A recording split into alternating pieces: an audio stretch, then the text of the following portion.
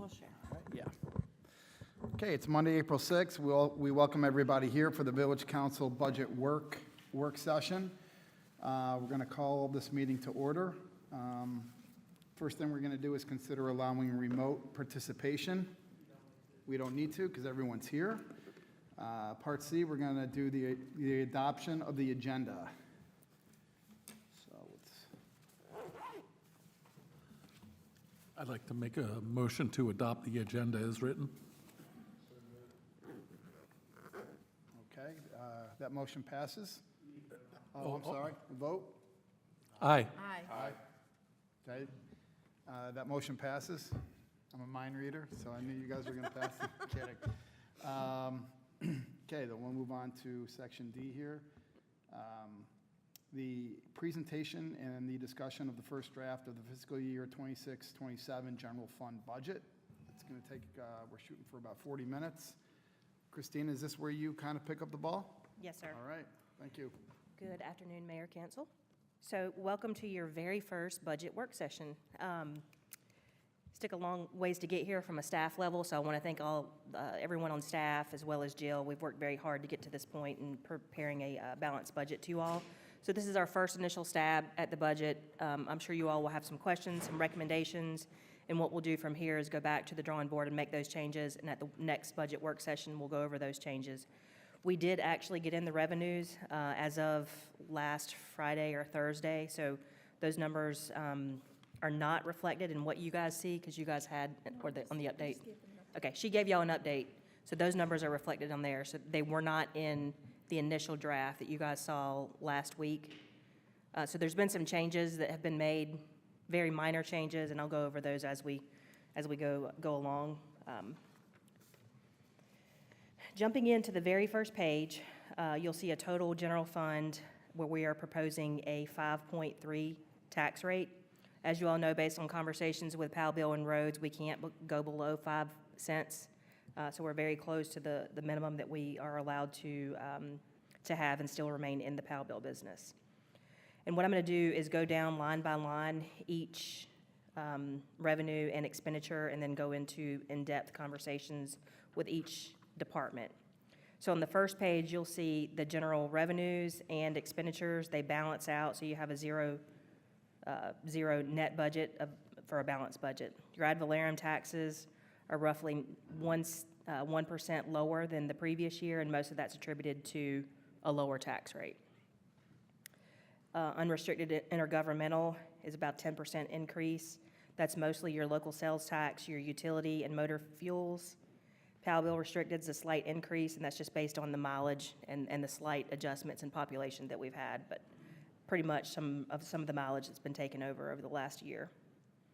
You have a solid waste restricted for the solid waste services at a 2% increase, and that's mostly attributed to just the increases in households that we've had. Permits and fees are roughly negative 2%. That includes permits and the vehicle tag fee. So most of that reduction is based on just a reduction in permits. You do see a negative 32% in the sales and service. This is mostly from just park rentals. And then investment earnings, you'll see a 5% increase. That's where our investments are in Pinnacle and the North Carolina Capital Management Trust Fund. Miscellaneous unplanned revenues is roughly 18% higher, but it's a very minuscule amount in the terms of dollar amounts. And then transfer in from other funds, that would be your Powell Bill, and then transfer from the solid waste reserves. And then unassigned fund balance, we are proposing $118,000 appropriation from fund balance to fund some of the consultants that you'll see in these line items when we go over the departments, and then for some of the CIP items. So that brings a total of the draft budget at $3.7 million. And then you'll see the column below that starts with the expenditures, and we'll go over each of those departments in detail, so I'm not going to go over a whole lot here. We did reduce the contingency to zero. In the past, we've had a roughly $50,000 contingency, and that's just for anything that pops up that you guys might have throughout the year. We always have fund balance to rely back on. So if something pops up and you want to fund it, whatever it is, then you can use a fund balance appropriation. But there is no contingency for this proposed budget. Any questions at all on the first initial page? Okay. On the investment earnings, they went up 110 to 115. Are those subject to losing value, or are they just basically CDs? So those are primarily government-backed treasury bonds and securities. So the money is fairly, pretty guaranteed. They don't, yes, they can fluctuate up and down, but ours should not. There's not that type of volatility. I just had a meeting with NCCMT last week. They did give me their forecasts for what they see happening to interest rates, how they think our investments will be affected. We talked about the Iran conflict as well and how that's impacting investments. We went over the number that I had budgeted for investment earnings, and they thought it was pretty spot on, possibly even slightly on the conservative side, which I would rather because the rates are so volatile right now. But yeah, it is a security, so it's never 100% guaranteed that it won't fluctuate up or down in value, but they don't see that happening. Would you say they're government-backed securities? Mostly. It's, I'll get you a printout of what they're actually invested in, and you can actually see it on Fidelity's website. Yeah, I guess what I'm most interested in is what is the potential volatility? I mean, granted, I can't think realistically they go to zero, but what's the 90th percentile as far as what the volatility could be? Sounds good. I'll get that for you. Thank you. And this is an interactive process, so if y'all have questions throughout, don't feel like you have to wait, so just feel free to interject at any point. So flipping the page, we're going to go into the revenues. This is a very detailed sheet on all the revenues. Your ad valorem, the valuation actually came back, and it was like, Christina, can I ask a question? We've done away with contingency for 26, 27. Yes. Is that a correct statement? Is that wise? is that what? Wise. Personally, I think that it would,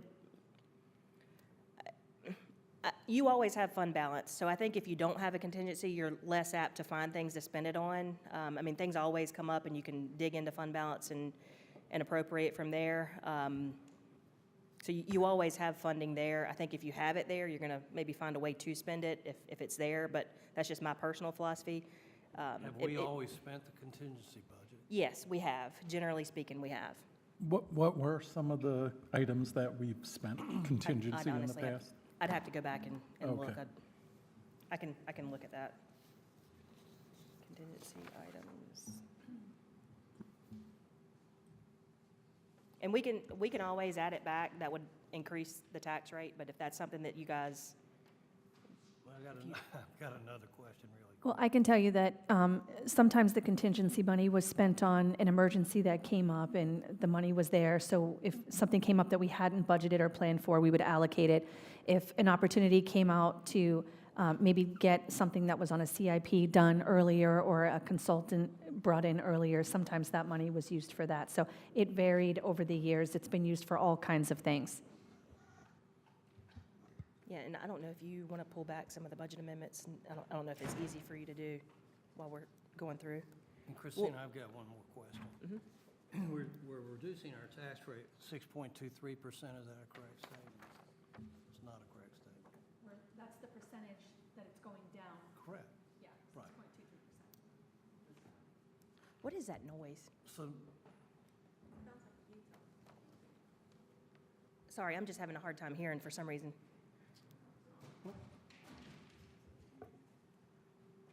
I think, I think I know what we all want to accomplish. We want to, if possible, we want a lower budget. And, people concerned about taxes. I get that. The one thing that concerns me is if we reduce our tax base too much, Right. then the opportunity or the need to take budget increases in the future might be greater than if we didn't take as much of a tax reduction. Right. So instead of a 6.23 tax reduction, if we're able to still reduce our taxes, but only maybe take a 3%, does that make any sense? Yeah, and I've had individual conversations with nearly every person here at the dais, and I think there's some philosophy of maybe keeping the tax rate the same, or either increasing it slightly, but not necessarily to the degree of where we are currently in this fiscal year that we're in today. So I think once you guys hear the initial budget and go through all the line items, you can determine if you want to increase it slightly, if you want to stay at the same rate, if you want to go with what we're recommending or we're proposing at this decrease. But Jill will pull up the contingency expenditures as we're chatting, and then we'll come back and answer that question if that's okay. One thing I asked when I saw this budget was, like, how much did the savings add up? And it was around $50,000, which is $50,000 that we could actually put toward roads if we needed it. The savings. So just throwing that out there, the number's about 50. Yeah, I was thinking about it too in terms of what it means to an individual Marvin taxpayer. So if you're going from 5.6 to 5.3, right? Then essentially, if you just, for easy math, $1 million home in Marvin, that total savings on the tax bill would be about $30 per year. So if there are things we need to be saving for, my thought is kind of, I don't know if we want to, if it's not going to make that big of a difference, to be able to save it for the things that we're looking to. Christina, just asking a quick question. I have this one page. Is there another with all the, So it would have been in your, it's probably on your laptops because it's in your agenda packets. We didn't print all the single pages out, but I don't see it. Just to note, that sound is the projector apparently. Can't really do anything about it right now, but I Okay. turn on the air to in make here. sure it's getting there it some goes. cool It's air. cutting down. Yeah, the budget's not in here. It's just guess one it's just this one page. There's a cover page, Christina, You didn't have the- you didn't have The one budget page, there. that's it. But I've got the printout. Yeah. Just, but I don't know if they're Yeah, equal. I thought you had it in the agenda The packet. first page changed from the one they gave us. Jill, you can screen share if you need to. Well, so, You all, it might be in all of your emails. I thought we put it in the agenda packet. find the email that you sent to me and just go ahead and turn it on and forward it to him.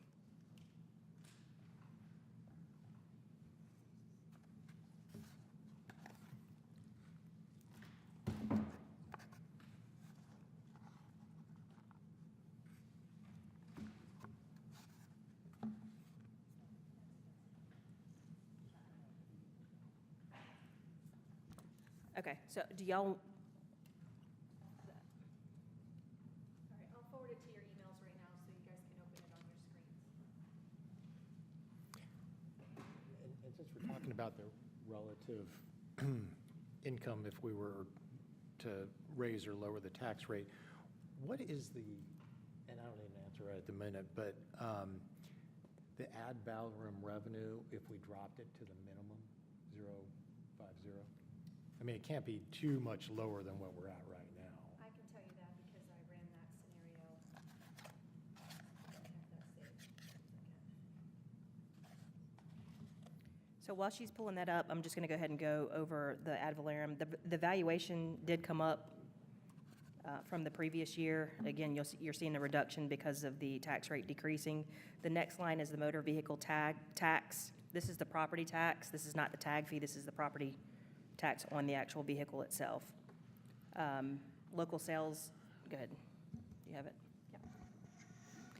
Okay, so these numbers were run prior to us just last week getting updated ad valorem numbers from the county. But at the minimum 5-cent tax rate, the overall ad valorem was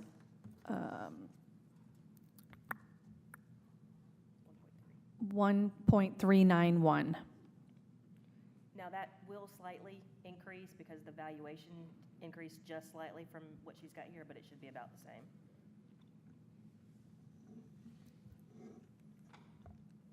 So 40,000 bucks-ish. Okay, moving over to the next one, local sales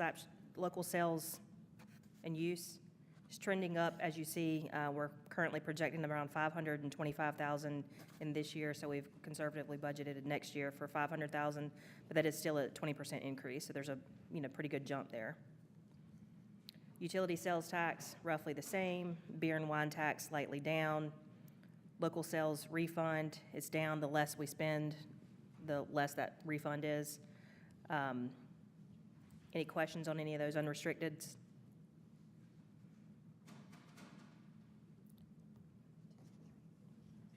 Sorry, she's sending it to you guys now. I forgot I have to BCC you guys. Create a meeting. So then we'll go into solid waste revenues. They're projected at $525,000. I will say, we are dipping into our reserve for solid waste this year. We have enough probably for one more year to have like a rate stabilization fee, but at some point in the next year or two, we might have to look at a slight increase in those solid waste fees. Are they increasing? They're increasing based on the consumer price index, which is 3%, and then a fuel surcharge, which is per our contract. But what we have done is we created a rate stabilization when we started the programs, because we knew it was, the first year of numbers were going to be slightly off. So we budgeted conservatively, and we did have a little bit of a surplus those first 2 years. So we took that money and put it into a savings account, and then we're using that to kind of supplement some of the overages so that we don't have to increase. So you guys should have that in your email box here shortly, but I'm going to keep going down the revenue portion. PAL bill is projected around $218,000, not a huge change from last year. Motor vehicle tag fee, this is that $30 tag fee that we have, that is trending up, so we're preparing for a 13% increase in the upcoming budget year. That money does get earmarked for road purposes. And it is going to help to fund that restorative maintenance plan that, the finance folks are working on. Then you have your zoning permits, your development fees, and your reimbursable engineers. Those are all slightly tracking down. Just, there's not a whole lot that we've got projected in development. Hunter estimates these revenues out based on what permits he thinks are coming down the line and what engineering is coming down the line. It's pretty much a wash, because if we, on the reimbursables, whatever the engineers review, we turn around and get that reimbursed back from the developer. Are there any questions on permits and fees total? It's roughly the same as last year. It's a 2% decrease. Moving over to sales and service, this is mostly some of your rentals. We're trending down there. We did increase rates last year, I think it was. Overall, it's not a huge number of decrease. It's a $1,000 decrease from what the estimated actuals are. Any questions on that? Investment earnings, as you discussed just a little bit ago, that is trending up slightly. Any questions on that anymore? We'll find the answer to that question on the volatility. Miscellaneous revenues, this is mostly for copiers, anything that we have that comes up that we didn't really plan for. Very minuscule number, $6,000. And then the transfers in from other funds, you'll see a $37,000 transfer from the restricted solid waste. That is that rate stabilization fund that I was just talking about. So we are pulling $37,000 from that to offset any necessary increase.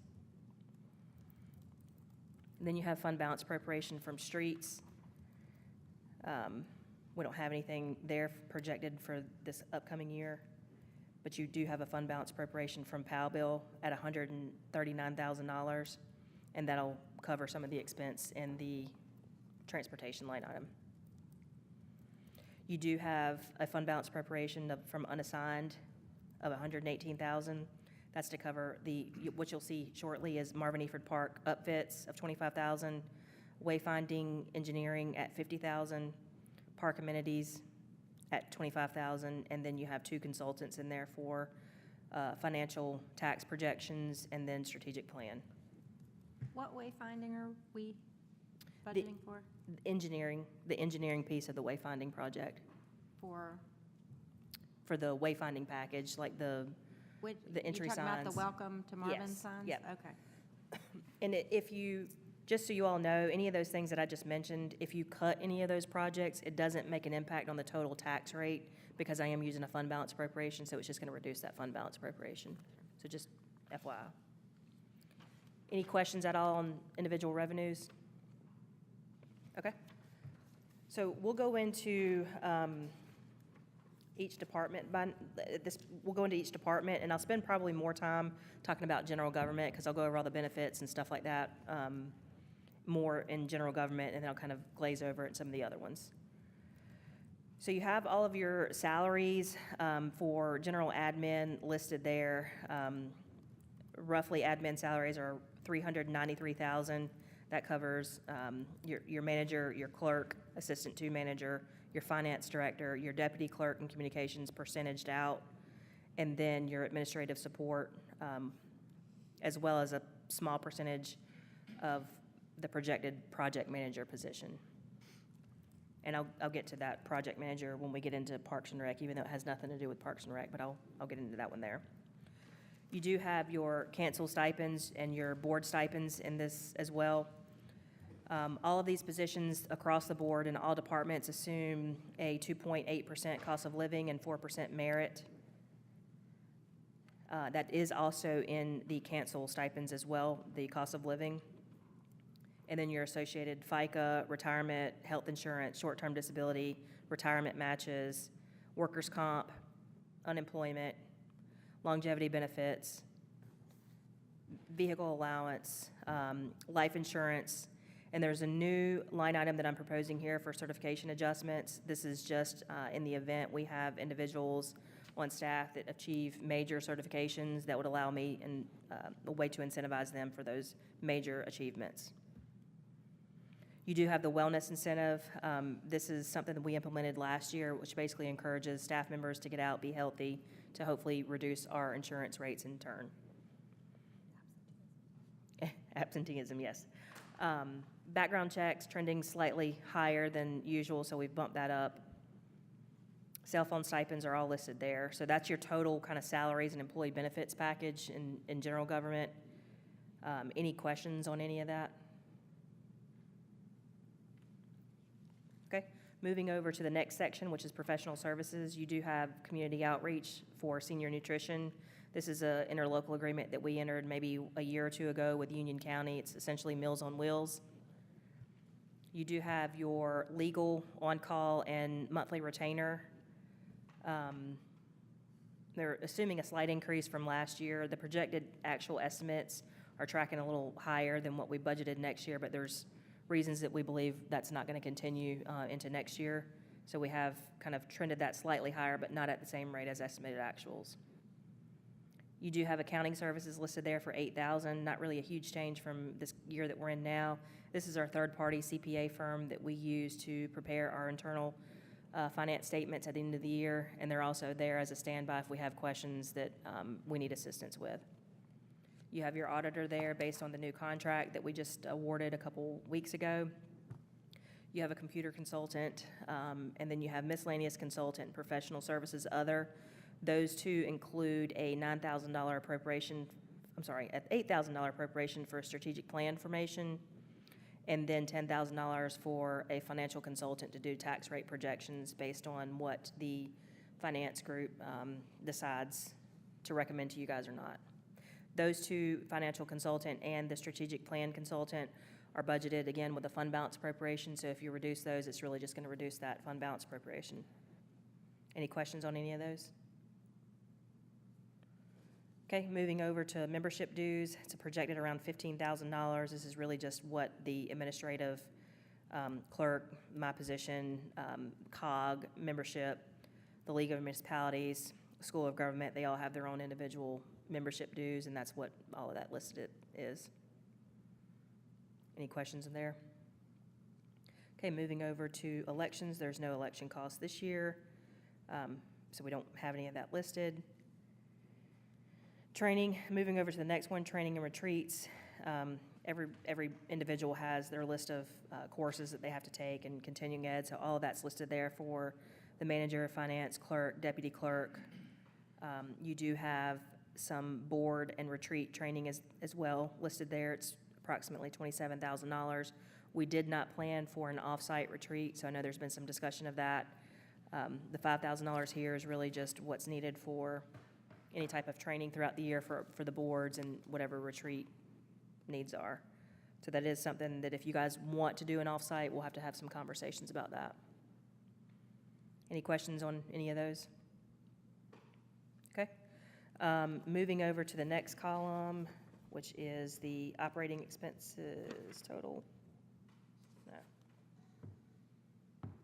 Yeah, I don't know why it's labeled that. It's operating expenses total. I guess it's just what they call the operating. It starts here and it goes all the way to the Yeah. next page. So then you have your holiday volunteer appreciation. This is the thing that we have in December when we host a little event to say thanks for all your contribution throughout the year for PRG, Planning Board, and council members. We do have gifts. We trim that down slightly. That's if we have any individuals that are in the hospital or families are in the hospital, we'll send flowers, that kind of thing. You have your liability insurance, and then we have advertising and branding. It's for any branding type, business cards, anything like that. You do have a line item here that's called manager's discretion funds. I think the proposal that you guys have in your email was around $20,000 for that. We have since updated that based on some changes that took place. So that line item there is reduced to $8,000 currently. Just so you all know, I can't spend out of manager's discretion without council's approval. So that's usually spent for things that happen throughout the year. Prime example is Austin just had some software purchase the other day that he wanted to get for, I think, maybe $1,000, and he used some of that funding for that. On the next page, you have bank fees, copier lease, meals, mileage, postage, that kind of stuff. And then you also have uniform branding clothing, so the T-shirts that some of you are wearing, that's where that comes out of. Any questions on any of that category? Next, you have software. This is one of the bigger ones, and I've got a breakdown if you guys want to see it, but we have a lot of software, $41,000 total. Then we have our QuickBooks for historical purposes. We don't use QuickBooks currently, but we did back in the day, and we keep that just so we can have the historical data. You've got office supplies, the telephone here, our website, our email hosting. Are there any questions on that? Any questions on software totals? Okay, then you move over to the next one, which is occupancy. You've got your debt service and interest payments for Village Hall, and then your utilities. Pretty much tracking the same as last year, just a slight increase. And then last but not least, you have your capital outlay. You do have the $50,000 in wayfinding engineering. I did cut Laserfish, which was a request from Austin for record retention. That was something that you all had as one of your top priorities. I think we can get by one more year without it, but that was a cut in this year's budget that we did. And then you have just some minor increases for computer if something pops up over the next year. Any questions on general government at all? So you are tracking 17% higher in general government. I think most of that's probably associated with the new position.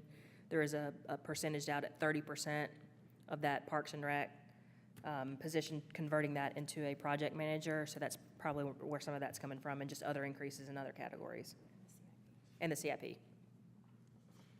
Any questions on general government? Because we'll move over to planning and zoning if not.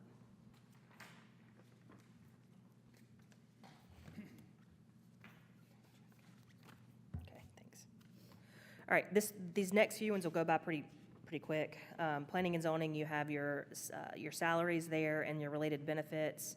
This department covers 100% of your planning director and 70% of your planning technician and communications consultant, or communications. You then have your engineering and engineering other fees. Percentage of this engineering fee is based on whatever the developer, like if there's a development, that reimbursable engineering will get half of that back. The other half is when we call the engineer, we need assistance on various things throughout the year the engineering needs to help us on. The $10,000 for engineering other, if anything pops up throughout the year, for example, we need to get surveys done on an easement that we're looking at obtaining for whatever reason, that's, could be covered there. It could also be covered on any type of plan reviews that are needed to supplement our existing engineering contract. And then you have your urban forester through the county. We do get our money's worth out of him. He's out here constantly, and we are constantly calling on him. You also have your membership fees associated with any planning items there, and then your training and travel, and then your just miscellaneous operating costs for maps, recording, public hearing notices, that kind of stuff. Christina, can you explain the urban forester to me? Yeah, so and Hunter's on the line, so I might ask him to chime in, but he is here. We do have a contract with him. He is employed through the county, and what happens is the county takes his salary and divides it up amongst all the municipalities that contribute to that interlocal. But he's basically our on-call arborist. We call him whenever Do you want to chime in? Hello. Oh yeah, sorry. I was coming off of mute, but yeah, we utilize him for, I mean, even like plan review, for construction documents to ensure that, like, get his recommendations and stuff and feedback for landscape plans, mitigation plans. He also comes out and does walkthroughs for the developments. And we utilize them, I mean, even with like our Arbor Day celebration and all that stuff. So a lot of use out of Keith. But And- he's on county salary, correct? He's a county employee, yes.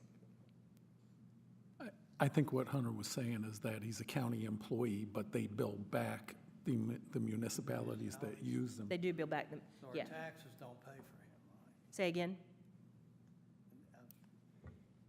Nothing. Okay, I'm sorry, I'm having a hard time No, hearing. I'm just trying to understand the mechanism with him. Is the 3427 that's in this budget go back to the county? Yes, yes. Yeah, so.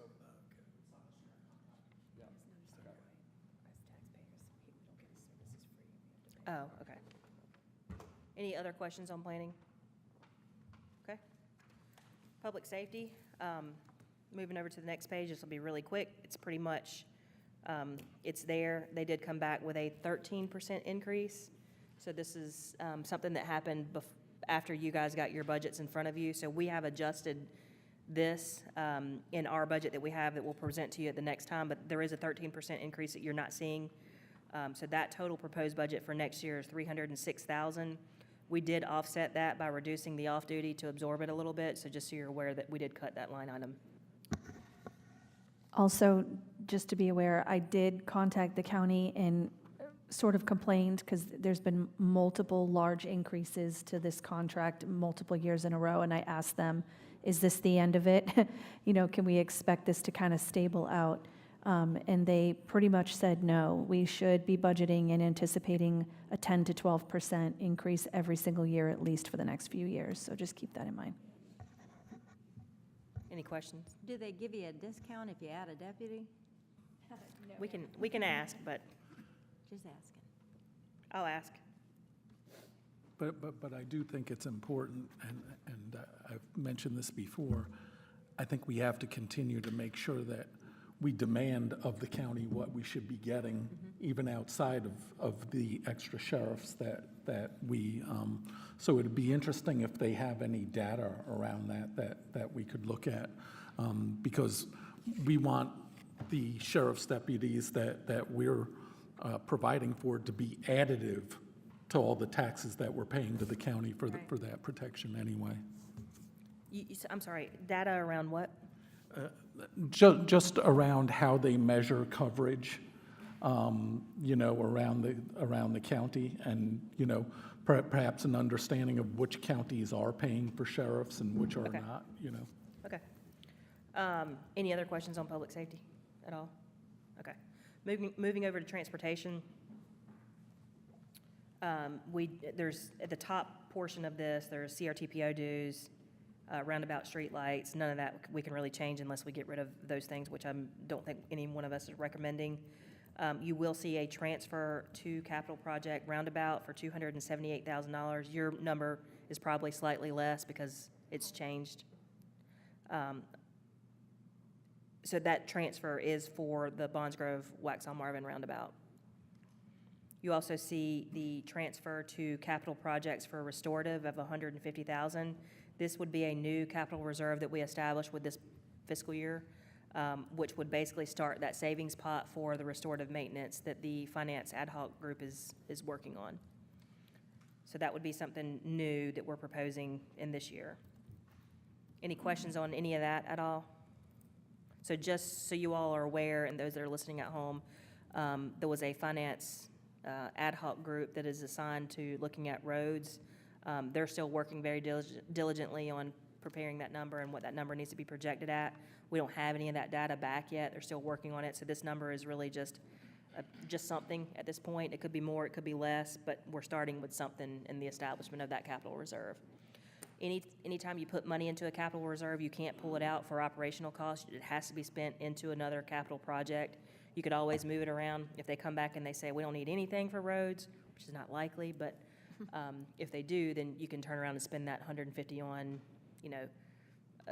upfitting Village Hall or whatever else kind of capital project you decide is worthy. Any questions? I would like to see more going to that. Okay.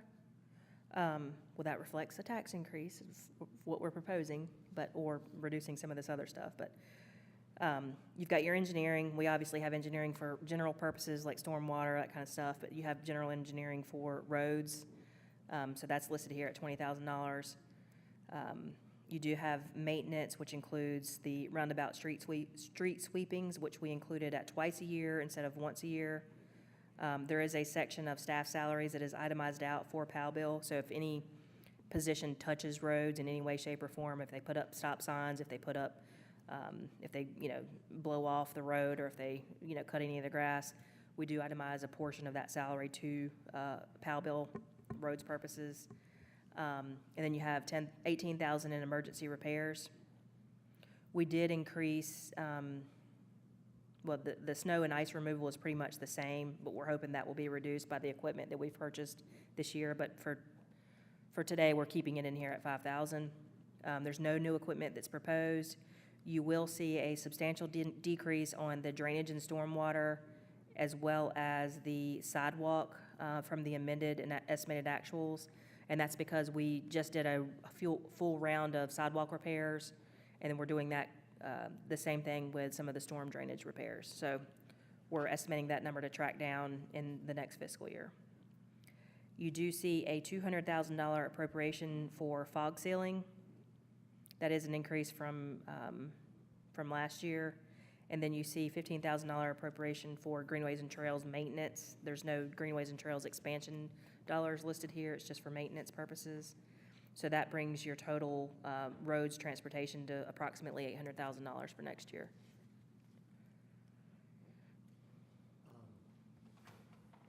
Not sure if you have an answer to this or not, but as far as the restorative allocation for $150,000, do we have a feeling for what's included in that restorative? And specifically, I'm thinking is like, are we double counting if we're going to be like resurfacing and we're going to be putting fog sealing in as separate line items? Yeah, that's a good question. So the preventative, which is the $200,000, that is just fog sealing or any type of like patchwork or anything like that. Whereas the $150 for restorative, that's a savings account for future expenses. Which For what kind of we figured that the mill and fill is mill gonna and fill cost Yeah. stuff? about, That's Yeah. just it, Yeah. okay. it's Mill gonna- and fill or full depth reclamation or, yeah, it's gonna be like 275,000 per mile. Yeah. So that's the one where staff had given you a recommendation that you really didn't need to start saving for that until fiscal year 28 to 29, when you're no longer saving for the roundabout. We had suggested that you reallocate that penny and start then, but some council have asked us to try to start saving for it immediately. So that's where the $150,000, to Christina's point, was we can start putting something in it today. We still don't anticipate needing to spend any of the restorative money for at least 10 years, but that's kind of what we're starting today. does that answer your question? Yeah, I just wanted to make sure, yes. Okay. Any questions otherwise? Again, I'd like to see more for fog seal, because if we're doing it every 5 years and we have 25 miles, it's $250,000 a year. Okay. Well, and if you want to see more for fog sale, then we need to figure out where we're going to get it from, either in an increase or some type of associated decrease for something. Okay. I'm going to need a dollar amount as well for, because you have also indicated you want more going into that restorative fund. So if you, as a consensus, can tell me how much you all feel comfortable putting in that maintenance and how much you all want to try to save in restorative, I will try to make it happen. But I need numbers to be able to move forward. Yeah, I'd like to look at that number where if we kept the tax rate the same as what it is now, what that additional revenue would bring, and then from that number, I think we could put it into that as one of the options. You know, you may not want to forgo the whole thing, but She'll pull that. I think it's, if I remember, it was 60, 70,000-ish. Yeah, that's Somewhere what I- between 50 and 70, so she'll pull it, and we'll come back to that. yeah, it's only about 60 or 70,000. Any questions on transportation otherwise? Okay, so we'll move over to Parks and Recreation. This is where you previously had what was called a Recreation Activities Coordinator. As you all have had individual conversations with me, I'm preparing a recommendation for a project manager position that would basically, essentially be able to carry on the load of what's remaining in the Parks and Rec, the minuscule amount of events that we have left, but it would also be able to carry on some of the projects that are associated in Public Works or anything that pops up throughout the year where that person can manage some of these various projects. We did, in the budget that you have in front of you, that salary is listed in Parks and Rec, but in the budget that we have that we've amended, we've itemized that out amongst different departments. So if I remember how we split it, it was around 30% would be general government, 40% would be, No, we Pub- did 30 Public Work, 30 Gen Gov, 30 Parks and Rec, and 10 Solid Waste. there we go. So that's how that position is itemized out. So you see it in Parks and Rec, it doesn't really matter where it is in terms of the actual department, because it's all divided out right now, and it's coming from the same place except for the minuscule amount of solid waste. And all the related benefits associated there, the training and travel with that position in general. Any questions on that portion of it? Then you get into events. You still have National Night Out. You still have the tree lighting. You still have the trick or treat. We did not budget for the 5K, the spring Easter egg hunt. We did not budget for Marvin Day. We did budget for some off-duty officers for the trick or treat event. We also did budget $5,000 for a ribbon cutting for the park next door once it's finished, if we want to do some type of 250th birthday, and also the Arbor Day event. Any questions on any of those events? And then last, we do have a $25,000 appropriation from fund balance to improve Marvin Eford Park.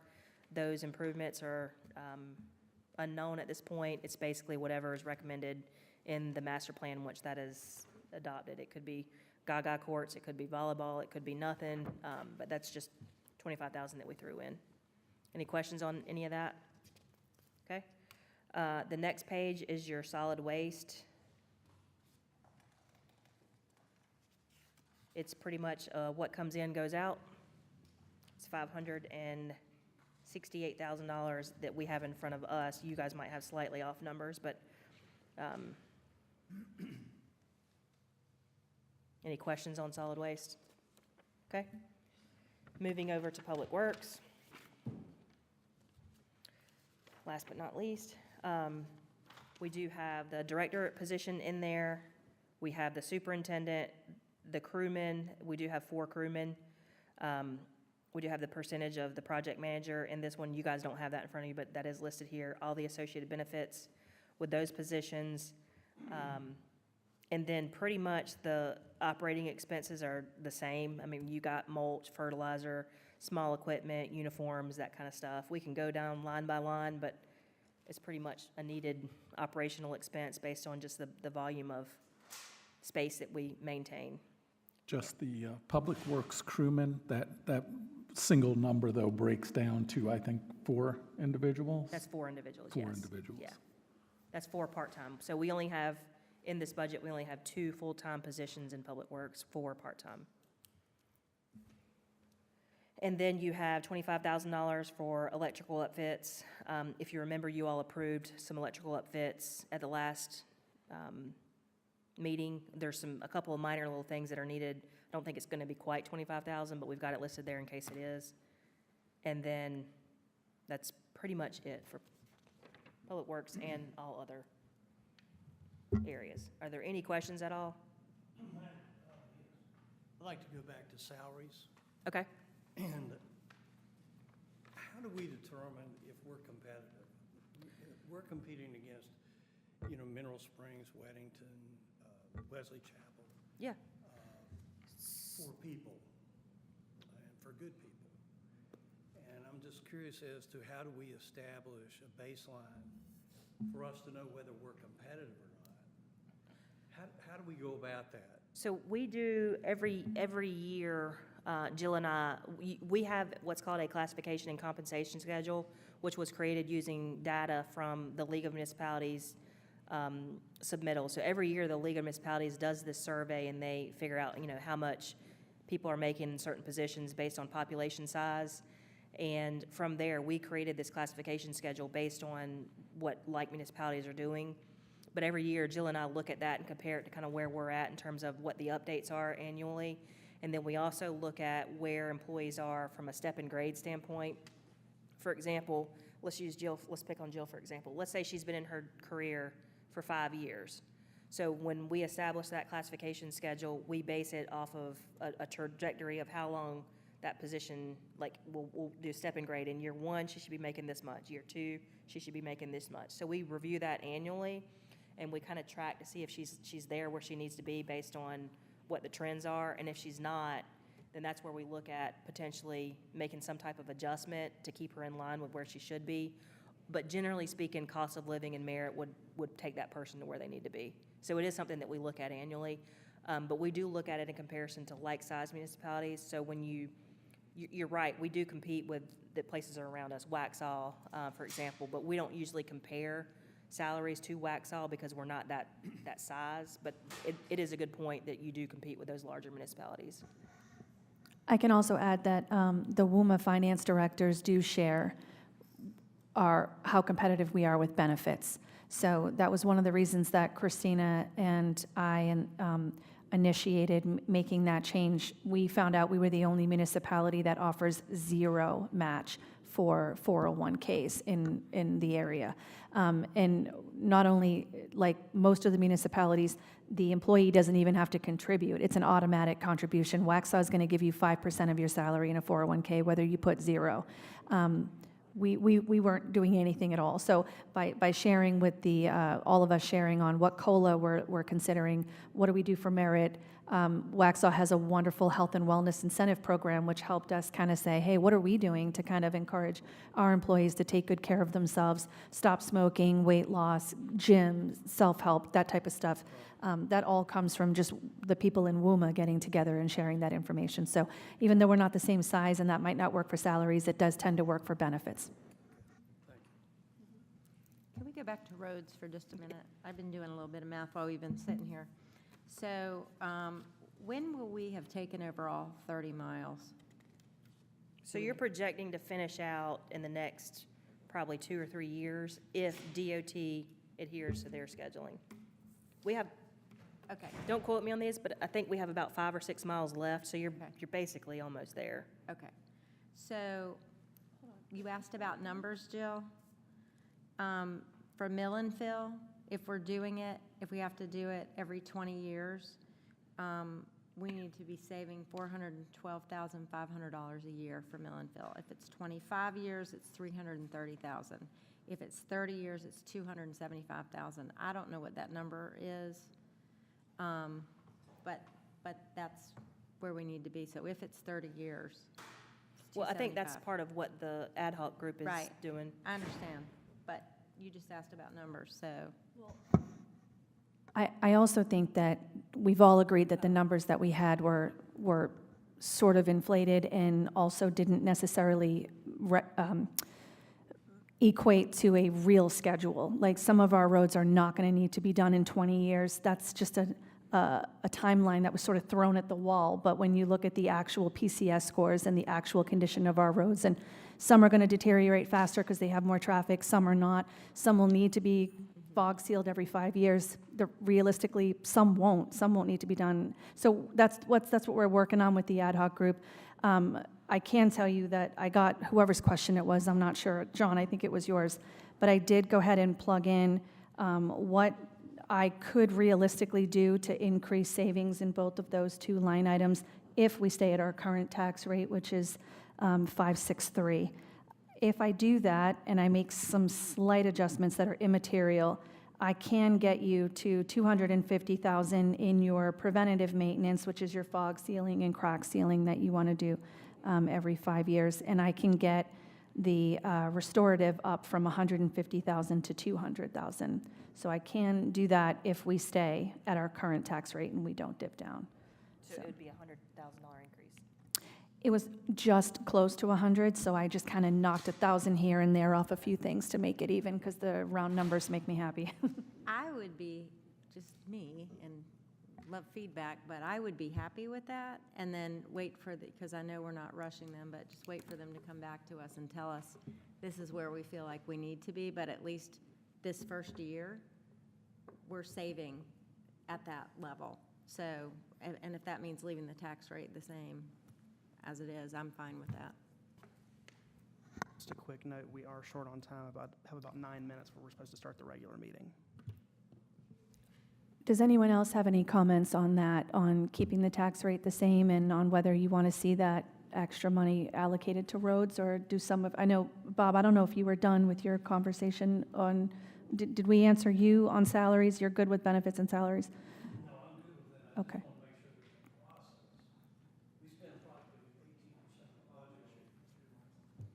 We spend probably 18% of the budget. We spend about 18% of our budget on staff. And I just want to make sure that we're taking care of our people and we're competitive and we don't lose people unnecessarily. And as long as we're looking at it through North Carolina League of Municipalities, I'm good with that. Okay, so just for sake of time here, we will prepare, if there's, unless there's objections, we will prepare the next round at the current tax rate and allocate those increases in roads. Is there any objections to that?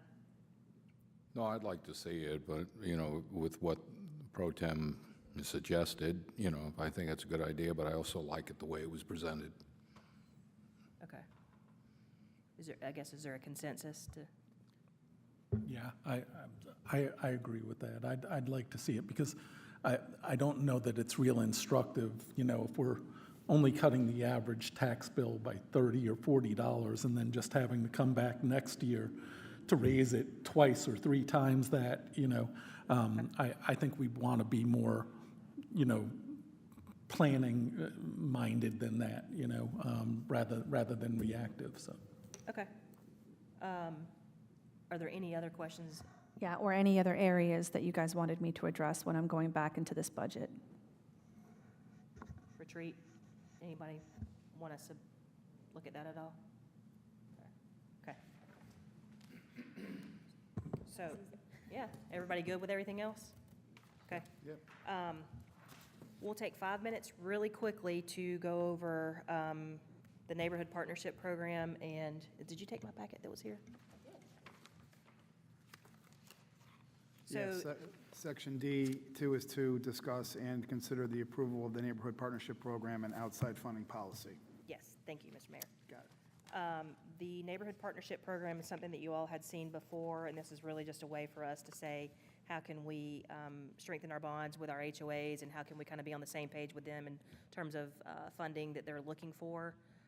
So you all have seen this.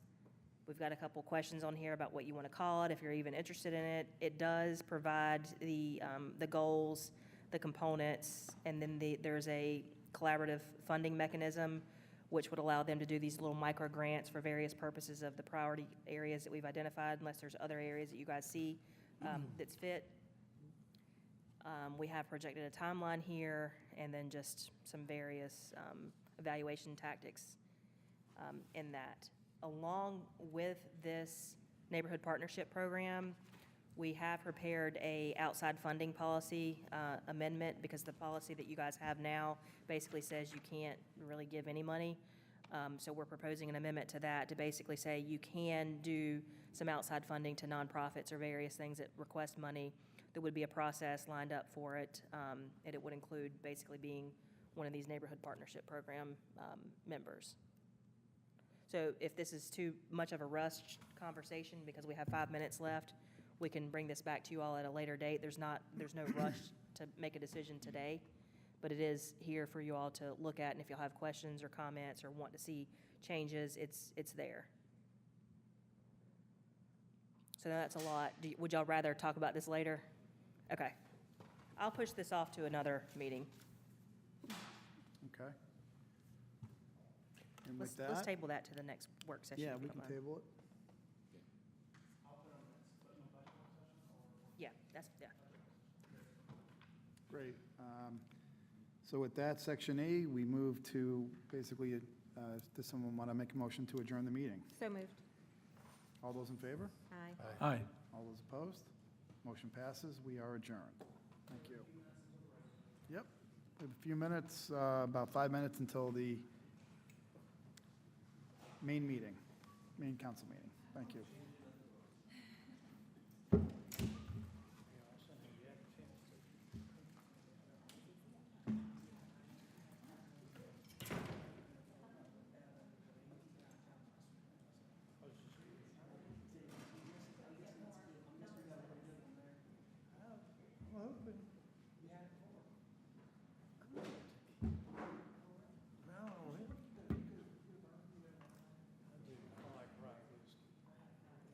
Bourbon Joe and I are doing a small batch Thursday night. We're doing 4 roses, small batch, 12 years. I'll be pretty good. I wish there was a bourbon Marvin and guys got together. Just, Marvin is just void of anything that resembles a community. Oh, Lord, no.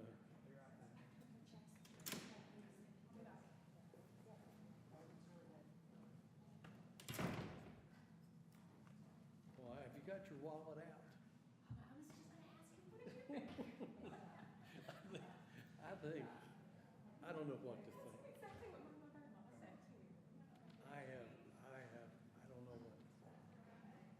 I mean, I was astounded when they threw that 60 to 70 million out.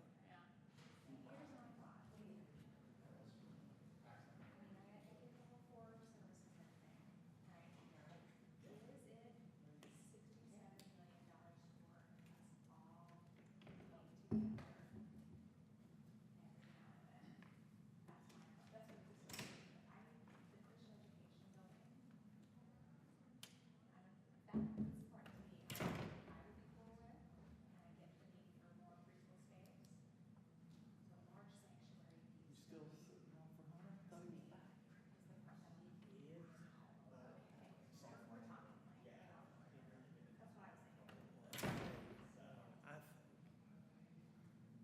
based on some conversations, there's going to be a tremendous amount of pushback. Not that we don't need more space, not that we don't need to, we're scattered, you know, you have the elements, and then you've got where we have our Sunday school class across the street. And I understand that we're fragmented, and then we bought the land on the roundabout. So, yeah, so my question, well, I don't know, I'm not sure it needed to. I'm going, what are we doing with it? Because the new plans we're looking at don't even include anything across the street. Are we gonna sell that property? Right.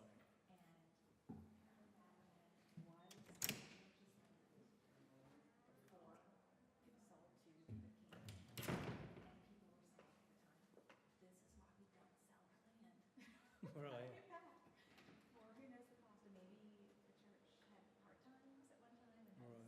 Right. There's a lot of people with deep pockets in our church.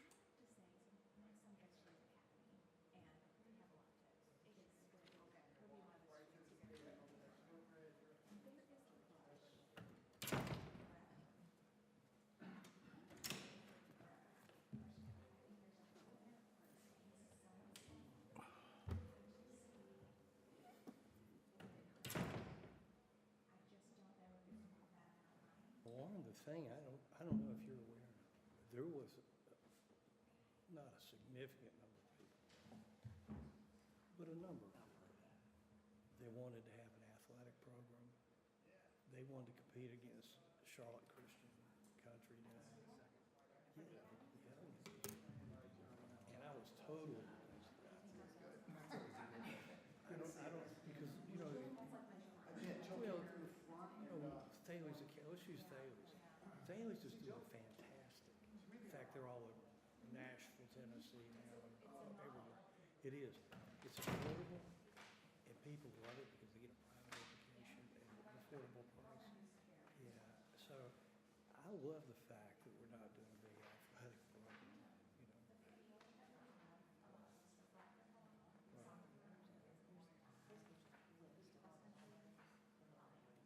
Well, I'm really not sure, but I do know we have a good reputation.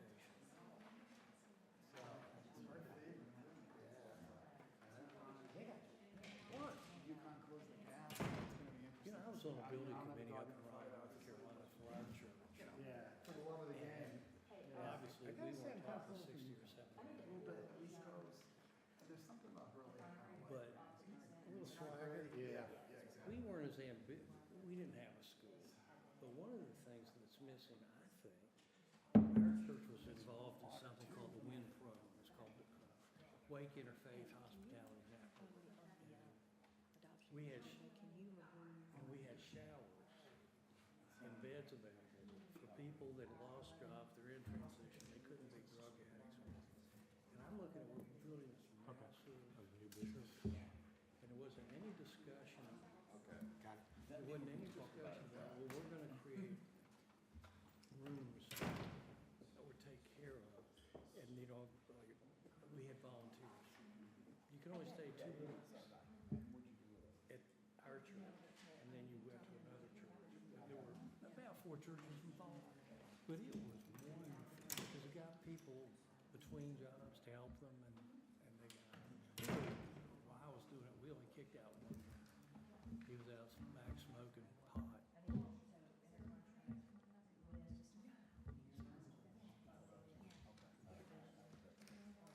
Oh, yeah. Oh, yeah. But, well, we got we haven't even, I'm not sure we paid for the sanctuary, have we? I'm not sure the sanctuary was paid for. But we had, what was that we just paid out? They wanted $2 million. They got it like that. There are some extremely deep. Oh, really? Yeah, so, we have, how many council people do we have? We've got 35, is that right? You guys have Which is way too many. So I don't know, it's way above my pay grade, we'll see. No, I did not. I did it all digitally instead of printing it out and writing stuff in. It's totally legible. I'm so sorry. Oh, We're getting there. Handwriting. I should just type it. I do like the idea. Okay. Oh, no, no. So do we not need, this? Ours. Okay. You did, okay.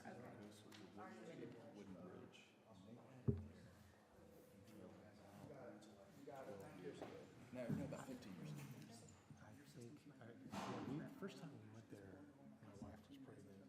Like I now 23-year-old. So we were going. Okay. There's questions, That's cool. Okay. Yeah, that's more important. Small, simple. Yeah. Okay.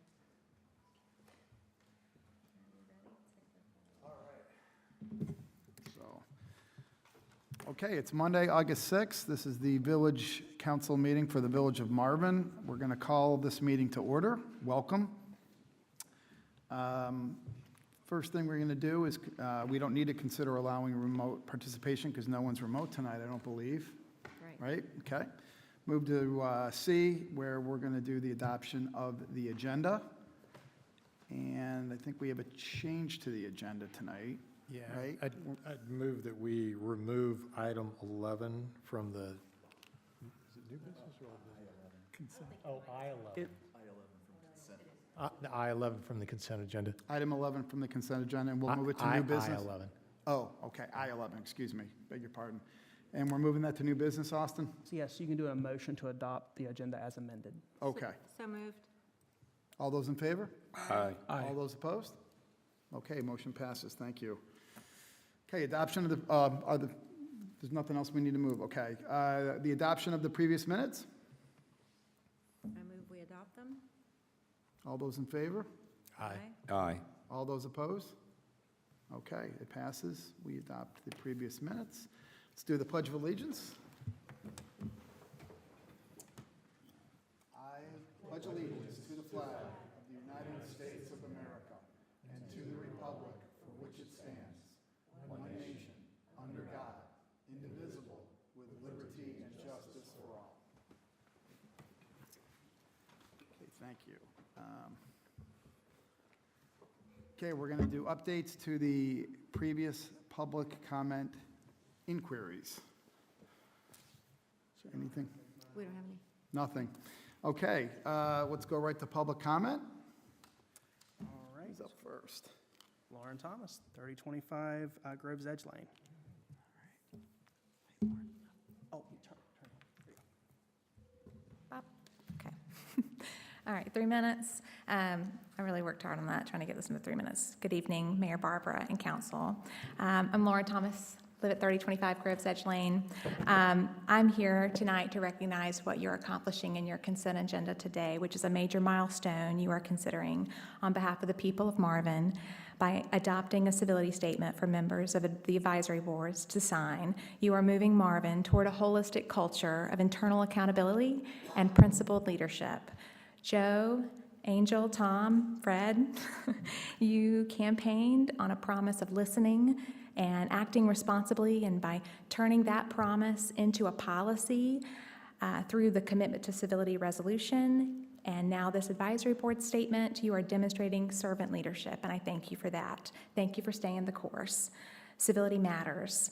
2 years ago, I shared with an engineer that a public project I could clearly see happening on the property behind my home it was happening without consent. And as a result, I was sent a cease and desist letter from the village for interfering with government contracts. And that was quite a blow to my First Amendment rights. Angel, you listened to the pain and harm that official action caused me, and you creatively identified a solution to practice restorative justice. And you, last month, I'm proud to say, you, as Mayor Pro Tempore, issued a letter rescinding that cease and desist, and I really do thank you for that. Angel, you are a woman of integrity, and you are finding ways to help our community heal. Keep going. Thank you for that. Bob Markleese, I want to also extend a thank you to you for the empathy you extended me at Coffee with Council in January.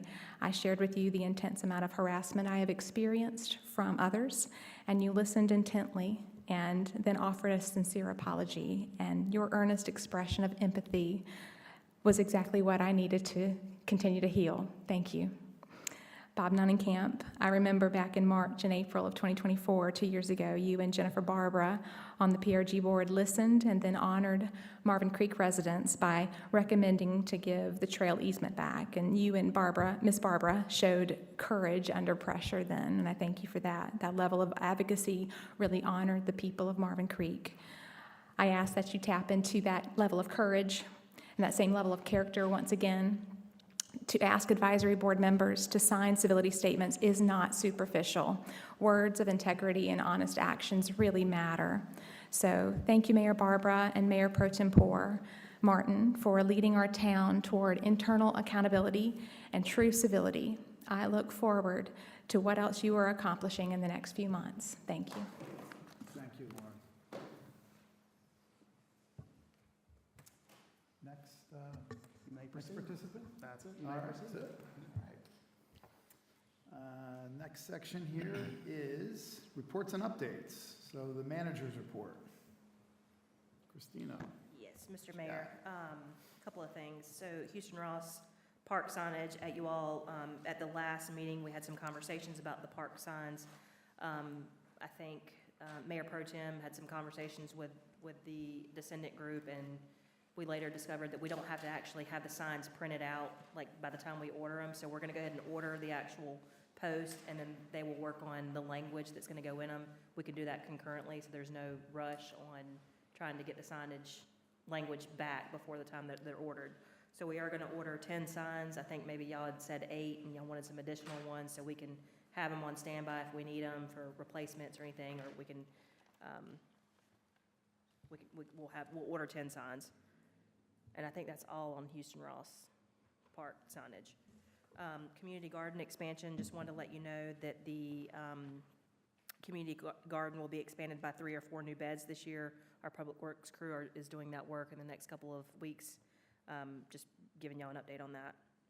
And then Wounded Heroes, I did send you a calendar invite for April 26th at 3 p.m. I think it's a Sunday. So you have that in your calendar for that Wounded Heroes event. And that project's coming along. They're still working on permitting with DEQ. This event will be more like a groundbreaking ceremony instead of a ribbon cutting. So that's where we're at with the project itself. Okay. And that's all I have, sir. All right, great, thank you. Next section, the planners report. So is Hunter remote? Oh, hey, Hunter. Hey, I don't have anything to update at this time. Okay, thank you. Thank you. Public Works report. That would be me again. So on your agenda packets tonight, you do have the strap bid. It's actually in your consent agenda. I just wanted to mention to you that we did receive one bidder. In that consent agenda item, I'm asking you to proceed with negotiations on that bidder. I have conversations with Marvin Creek and Tullamore about the increase. It was approximately $200,000 more than what we have to fund the project. So I have reached out to Marvin Creek to see if they're willing to contribute to that, if anything. If not, then we will proceed with just going with the remaining funds that we have allowed and seeing what that gets us. So I will begin negotiations with that vendor and then come back to you all for a contract once we figure out what components we're going to keep in. Any questions on that? The asphalt and concrete bids, I did get one bid for those as well. We did not get any bids for the asphalt, so we are currently rebidding for that project. The current contract that we have today expires in June, so hopefully we'll get another contract before then. On your agenda item tonight that you just removed from consent and put it on new business, we'll talk about the concrete bid in a little bit more detail. I did want to let you guys know, I sent you an email earlier about some crack seal work that I'm going to get done before the end of the fiscal year. Our asphalt contract amounts are probably going to go up because that bid, like I said, expires, or that contract expires in June. So I'm going to go ahead and get a little bit of funding to get some crack sealing and a little bit of repair. You have the exact roads of the crack sealing, and then there's some profile milling on Painted Turtle that we're looking to achieve this year. What I did to formulate how that was achieved is I took the PCS score report that was approved in 2024, and I used the numbers for 2026 to go with the crack sealing and then what associated costs were related to that crack sealing. So that's how I got those roads based on that PCS report. I got a quick question. When we don't receive the level of participation in these bids that we want, and there's only one that comes to the table, have we considered reaching out to another Western Union County town or village to ask them who they're using? I know Stallings uses a company. Maybe we invite them to be a part of it, and they weren't aware of it. Is that something we can do? Yeah, absolutely. We do post it. I mean, we do reach out to several bidders. We also ask our engineer to reach out who they know. And we also post it on the historically underutilized business with North Carolina, so it's there for all to see. But that's a good idea. We can definitely do that. I will say it's not uncommon for this to happen. I mean, we're constantly having to go out for rebid, so this happens quite frequently. Mm-hmm. Okay. That's it for Public Works. We'll move on to H4, and that's Parks and Rec.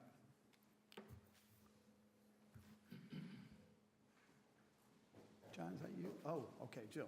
Okay. Hi. Okay, so for Parks and Recs, I really just have an update on National Night Out. So it is a little less than 4 months away, and we've already got most of the planning done for it. I will be reaching out to, or not reaching out to, but talking to PRG tomorrow at their meeting. But all the big stuff's been done. I've registered our event with the National Night Out Organization, EMS, fire, deputies, bounce house, ice cream, the DJ, the face painters, all of that's been done and booked already. So the rest of it to figure out is really just food, which I'll figure out with PRG, food and volunteers. We've done, grilling of hot dogs in past years, but I'm going to see if they want to change it up a bit to kind of make things easier. And then we're also going to be checking in with the Young Men's Service League to see if they're going to volunteer their time again. But did want to ask you all if you want me to create a Facebook event for this, to just start promoting it. A lot of municipalities do. Just a reminder, we haven't been doing that in years past. We stopped creating events because really it would just create another place for potential arguments and comments on there. But I do see the value in promoting events like this within our town, but really I would just rely on your direction. I don't know if you want to promote it on Facebook or just have Austin promote it in the newsletter and things like that, but it is something that PRG will be talking about as well when it comes to events. Quick note, I think quick also- note, you cannot turn off comments on Facebook events completely, so it's not compliant with our current policy. So if you want to advertise certain events that way, I would ask that you waive that policy for those events. For events, yeah. I was going to say, you do promote them through the village's website on all those platforms already, right? On our Facebook page, our Instagram, it's in our newsletters. We do some individual event promos too that go out to our email list. We have a good reach just on our own. But if your Facebook promos through the events function, that'll get you beyond Marvin, more beyond Marvin. August 4th. It's always the first Tuesday in August. I don't think we want another sticky note fiasco, honestly. Heard. So I think using our own resources on Facebook for the village and whatever we have out there is probably a good enough. That sounds great to us as well. Just wanted I to, agree. it's been a while since we've discussed this type of thing, and I wasn't sure if things had calmed down a bit, but you're right, sticky note gate, maybe it's not the time. I think that's all I have for Parks and Rec. Was there anything else I put on there under Parks and Rec besides this? I thought so, okay. Anybody have any questions for me about Parks and Rec, rentals, anything while I'm up here? Speak now or forever. You did note, and it wasn't a huge difference, but, $1,000 can be 10% of a $11,000 budget, but there was a decrease in park revenues, and I know that we mentioned that we did increase some of the rental costs and things. Do you see a cause and effect there, that it may be a reaction to pricing, or is it maybe just one or two events that didn't get booked that normally get booked, or a wedding that took place the year before or something like that? No, I definitely think we've seen a decline in rentals since we made it way more expensive for non-Marvin residents to rent it. However, that being said, I am in the process of redoing the fee schedule as part of the annual budget process, so you can expect on your May budget work session that I will have a draft of a fee schedule. I did already send you guys what I promised to send, which I think it was on a previous agenda under consent. It was information only, and it was the rates of all of the municipalities around us and what they're charging to rent their facilities. I don't expect you all to kind of analyze that and make recommendations. I just was sending it for your information, but I analyzed it, and I do have some recommendations and some changes to the fee structure for next fiscal year to kind of bring back to you all, and I do think it would help. I mean, I get phone calls every day from people that want to rent it, but especially the ones that, like they live in Providence down south, they think they're Marvin. I tell them they're not Marvin. They find out they can't rent it for $25 an hour. They have to pay $150 an hour. and they're just sort of like, what? So I think we are missing out on some revenue opportunities, but I'm going to try to find a happy medium and come back to where Marvin residents still are getting a discount, but we're also maybe not closing the door on revenue that we could be receiving. So that'll be in May. And I will say, just to remind folks, part of the reason why we did that is we were also getting into certain situations where when people do rent out parts of the park, then they're not available to Marvin residents that might be there at the park too. So that's what you have to kind of weigh it about with the number of events and things like that you have. Yeah, and the good news is renters are told that they don't have exclusive access to the playground and the bathrooms and the picnic tables and the other areas and the fields, and so they know it's a public park and it's going to be used that way, and we make sure to remind them as well. So that's it from me. Anyone else? Okay. Thanks so Thank much, you. Jill. Okay, so at this time, we would be doing the deputies report, but Deputy Breslin had to run out because there was a 911 emergency, but the data is pretty forthcoming, so Angel and I are just going to go through the PDF real quick. The first one we're going to look at is the March 2026 Union County Sheriff's Office performance stats for the Village of Marvin. Just real quick, there were 12 911 hangups, there was 1 911 testing, there was accident police dispatch, there were 7 of them, there were 4 separate alarms. There's one here for animal comp service call. There were 3 of those. 71 checks on a business. 5 on careless and reckless. For a disturbance or a nuisance, there were 2 calls. On a domestic disturbance, there was 1. There was drug activity in 1 case. There was a follow-up investigation 4 times. There was an investigation once, lost or found property 1 time. There was preventative patrol, 866 instances of that. Psychiatric emergency, there was 1. Radar, there was a radar. It was a patrol that was including training. That's 15. Referral or an info call 4. They had to serve a civil paper. That was 10. Serve a warrant. That was 1. There were suspicious circumstances 3 times. There was a suspicious person once. There was a suspicious car or vehicle 4 times. There was a traffic hazard twice. And last but not least, there was a traffic stop 84 times. Mr. Mayor, this does include the expanded area that you all requested too, just so you're aware. Okay.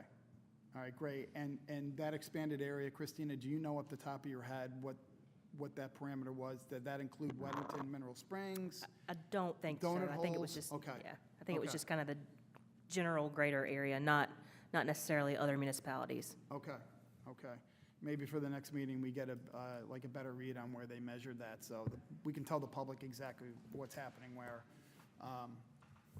Would you like to do the honors? Well, On it speeding? just looks like the speeds were pretty good. People are, It's not a touchscreen, oh, sorry. oh. It's my MacBook. There we So go. people are staying pretty much within the speed limit, so looks pretty good. Yeah, I mean, most of the pie is green, which means people are behaving, and then it kind of goes down from there, but it's like less than single-digit %. So I certainly see, the sheriff out there sitting on Marvin School, sitting on Joe Kerr, and it's clearly helping with the visibility, and I hope everyone's kind of noticing that too. So, any questions? Okay, next piece is going to be the planning board report. So, planning board. Oh, that's right, excuse me. The reason I'm not saying anything is because there wasn't any planning board. Yeah, it wasn't planning board meeting, so, sorry. Okay. When is the next planning board meeting? Next planning board is April 21st. That's April 21st. And have the 2 new folks that have filled the seats, have they been sworn in yet? Yes, those They were 2. sworn in here by you? Mhm. Great. Excellent. H7, John, PRNG board report. So last PRG board meeting we had was actually the joint meeting with council, so most of us were at least part of the first part of that meeting, so we're all kind of up to date on that. Once the council adjourned, a couple items that we're focused on. We just got an update on some of the trail signage that we've been speaking about, and there's been some discussions about that, and some of the items that we'll have on that about limiting the use of some of these new electronic motor scooters that are almost like mini bikes, golf carts, things like that, just to make sure that we clarify that those things, they always have been not prohibited from Marvin trails and greenways, but just making that more visible. And then we also had an update on the Mayor's Monarch Pledge. Christina and a number of other folks are continuing to do great things with that. I know that they extended the opportunity from My Home Garden, where folks could order some of those kind of butterfly garden in a box type of arrangement to help to promote the plight of the monarchs specifically, but other pollinators in general and so forth. And we have our regular PRG meeting tomorrow, so we'll have more info from that probably to update on the work session. John, do you mind if I add to it? Please do. I just, the Mayor Monarch Pledge, there's a lot of community involvement in that. We had a lot of buy-in. Christina's done a tremendous job. We're doing a lot of work over at Marvin Creek. Our neighborhood's gonna put in native gardens. I think your neighborhood as well, Joe. And we're gonna have another HOA president's meeting, hopefully in May. And once again, we'll update everybody on that. But that's been a really great program for our community. And hats off to PRG. Yeah, definitely. Thank you. Kind of going out of order, I know that Deputy Breslin's back. We went over the PDF, so I just narrated what was on the list for you, Deputy. Anything you want to add that's going on in Union County from a standpoint of the Sheriff's Department, Safety Department? Yeah.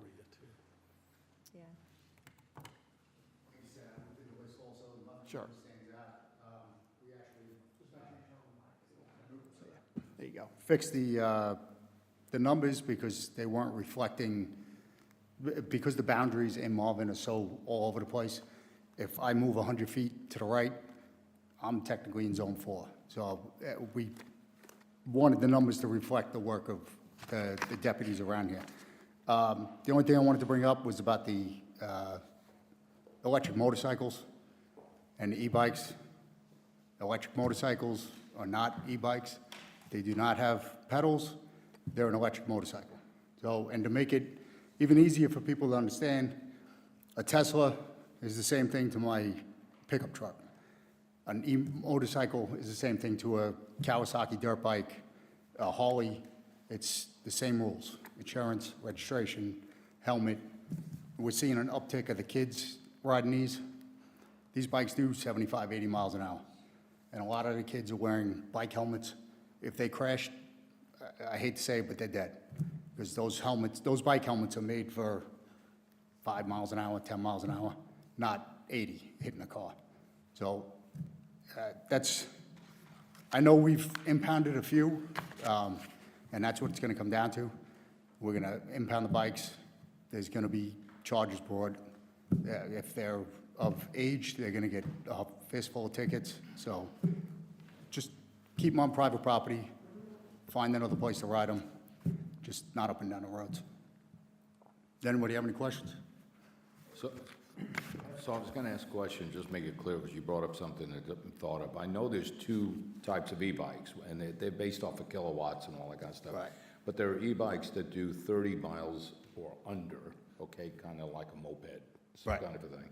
And then you've got, or a scooter, for example, at 50 cc, you know, where you don't have to you have to get a license plate, but you don't even have to have a driver's license. And then Well, you you've got to be over the age of 16. What's that? You got to be over the age of 16. Over 60, okay. Yeah. Then you've got 30 miles an hour and over, and yes, I'm familiar with those bikes. I train those bikes, and they go 110, 120. So the way you can identify them is there's pedals on the 30 mile an hour and under bikes? No, an e-bike has pedals. There's Class 1, Class 2, Class 3, depending on their wattage and the speed that they reach. Okay. Those are still considered e-bikes. There is laws where if they hit a certain wattage or they hit a certain speed, even those have to be registered, insured, to be on the road.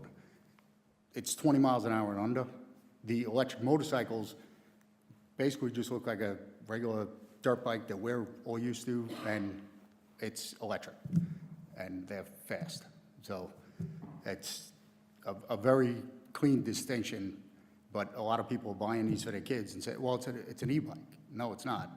You just bought your kid a motorcycle. So same thing with the quads. You know, if an electric quad comes out, you can't just buy your kid an electric quad.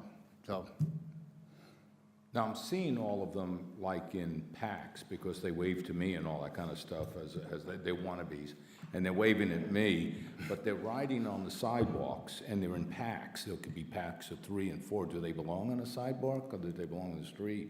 if it's considered an electric bicycle, they can be on the sidewalk, but they still have to yield to all the pedestrians. Okay. These electric motorcycles are not allowed on, besides the public road, not allowed on the sidewalks, not allowed on any public area for the most part. So, unless it's, there's some facilities that you can take them to and ride. But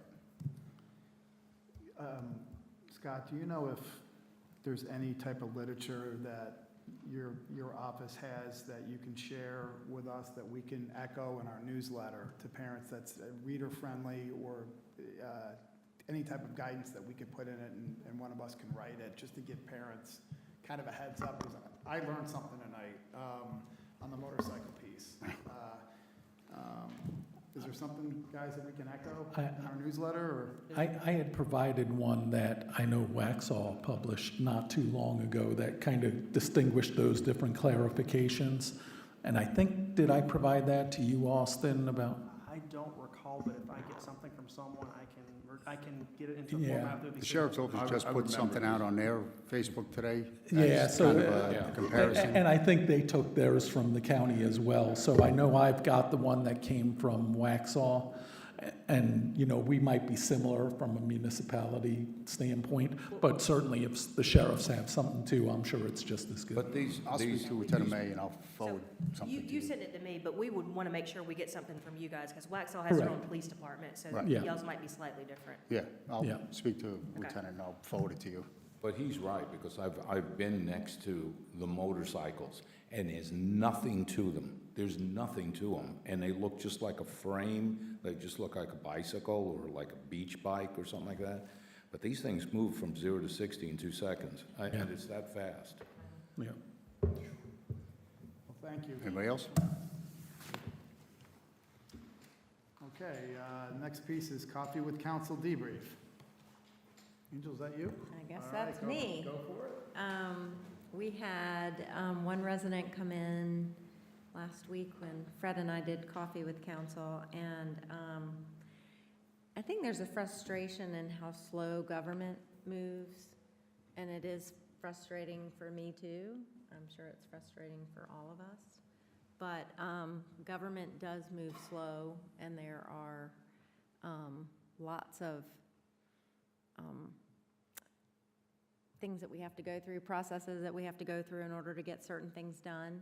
And so we're constantly working to get things done, but everything's a process, it seems. So, but it was a good talk, I think. So All right, great. that's that. On the WUMA piece, Angel, I want to thank you for going for me and reporting back on what you heard. The mic is yours. WUMA, we talked primarily about fluoride in the water. Waxhaw just sent out a resolution to Lancaster County, because that's where we're getting our water from. And they talked about other municipalities doing the same thing, asking them to not put fluoride in the water. And I think most of the municipalities are going to do that. That is on your consent agenda. It is, yes. Do you want to talk about that? Yeah, just real briefly, and I mentioned this at the last meeting. I was remote on things I learned from the prior meeting. it was the prior WUMA meeting. Half of our county gets their water out of the Catawba River Basin, the other half gets it out of Lancaster County. The Catawba River Basin water is not fluoridated. Ours is. And you're probably like, well, I go to my dentist and they offer me fluoride treatment, and what's the matter with fluoride? I'm not a scientist, but I've done enough research on this to know that there are two very common different specs of what they use. Dentists use a medical grade fluoride that's not a byproduct from a really bad chemical process. What goes into our water is tiny bits of it, but the problem is we're consuming it all the time, so even though it's in little bits, it's a slow poisoning from my perspective. That's my personal perspective. Some people have varying degrees of belief on this. Some people don't worry about it. Some people are as serious as I am. But this is something that's been talked about in my household for several years, and I was with Nestle Waters for 11 years and with the world's largest bottler of water. And they stopped fluoridating their water years ago. And I remember back in the day when I worked for them that this was an issue even in a retail product in stores. So you're going to hear a little bit more about it. What we want to do is arm people with the information they need so they can be informed. But there is a consensus, at least from the leadership standpoint, in the county, led by the chairman of our county commissioners. Brian Helms is the liaison between our county as well as the Lancaster Public Services. He needs help from all of us to kind of ring the bell and really try to raise a lot of awareness with our constituency and with all of our residents. So more to come on this. I think it's a worthy thing to ask for this change. We buy a lot of water from them. We should get a product that we really want. So that's my 2 cents on that. But, all right, so done with the WUMA report. We'll move on to the consent agenda. We want to consider the adoption of the amended Board of Adjustment Rules of Procedure. Mr. Mayor, you don't discuss. Beg your pardon? It's all at once. Oh, all at once, okay. All right, well then, that's the first. You do the adoption of all these all at once. These are without Do discussion. we want to adopt, so who wants to put a motion on to adopt the So consent moved. agenda? I do have a question. Yep. It is on the consent agenda, so sorry about this. Go ahead. But on the disclosure form for conflict of interest, I just see it labeled as it's included in the onboarding Yes. package, which is great. It has annual reminders, though. And annual what? We'll do annual reminders every year. People are up in March, so we'll do it at that time. Perfect. That's all I wanted to hear. Thank you. All right, great. So we had a motion on the table to adopt the consent agenda. As amended. Okay, and all those in favor? Aye. All those opposed? Okay, it is adopted. Now we go into I-1, correct, Austin? No, you're now going on to unfinished. You all go down to new Oh, business. go right down to J? We're not even going to go through those? Okay, great, wow. Christina, when you said it was going to be fast, you weren't kidding. Let's talk about unfinished business. Nothing out there, okay? How about new business? This is to consider the appointment of an applicant to the planning board for an unexpired term expiring 3/1/2027. So just a reminder, this motion is in your system as an example. The nominating procedure is that first you call for nominations for the position. Each member can state their preferred nominee. Well, first you call for nominations. Those who have nominations can state those, and then each member states who they would prefer for the position. The person with the most votes at that point gets the position. So you would need to open the floor for nominations. Open the floor. Okay, we're going to open the floor to nominate. I would like to nominate Kristen Conway. Any other nominations? I would like to nominate Pollyanna Cunningham. Okay. Okay. Mr. Mayor, if there are no other nominations, you may call for the vote, member by member. So Just go around the table. we're going to call for the vote on the planning board. Tom? Kristen Conway. Thank you. Pollyanna Cunningham. Kristen Conway. Pollyanna Cunningham. Vote is, Okay. vote is 3-2. We've got Kristen at 3 votes, and we've got Pollyanna at 2. So the motion to nominate Kristen Conway to the planning board passes. So, yes, Kristen has been appointed. Kristen has been appointed. We will reach out to her. We will schedule her. We'll get her in here for an orientation with the other members and give her her onboarding packet. So she'll be at the next planning board meeting. Great, thank you. K2, this is the discussion of local bill for road abandonment. Yes, Mr. Mayor.